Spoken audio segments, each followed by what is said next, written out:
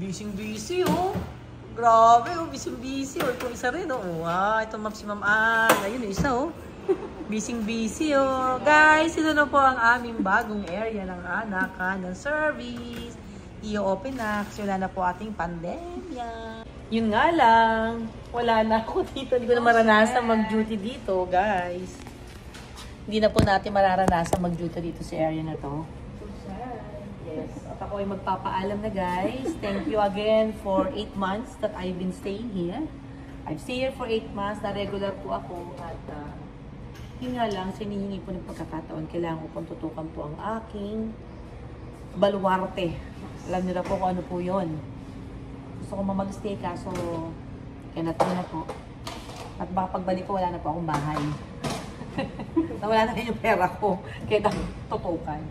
So, ayun guys, maraming salamat. PHU and San Juan de Dios, you're the best. Galing. At least, nakapagtrabaho pa ako dito na malapit sa lugar namin. Hindi ko na-expect na I will work here. At ito na lang pumaya. Char! Bye! Uy, ang ganda. Hindi ko na naranasan yan. Guys, ito yung aming pantry. Oh, ayan. May salamin pa, oh. Aayusin na po ito lahat. May ref pa sila. O yan, may bintana, yung gatibo. Lahat po magiging maganda. Naka-aircon. So, ayan po ang bago naming service na mga anak. Dito po lahat. Ayan. Naayos na po nila at hindi pa sila masyadong very soon it will be open. So, ayan guys. Ayan po yung census namin. Yan, sa San Ramon.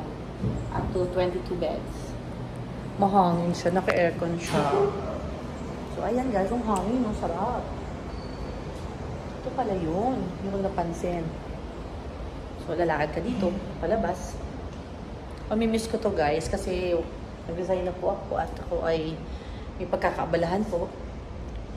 And I'm so happy na naging part of life ko itong San Juan de Dios Hospital. Thank you so much, San Juan de Dios Hospital. From my heart, truly, I love you. Bye! Sa aming mga boss! Thank you.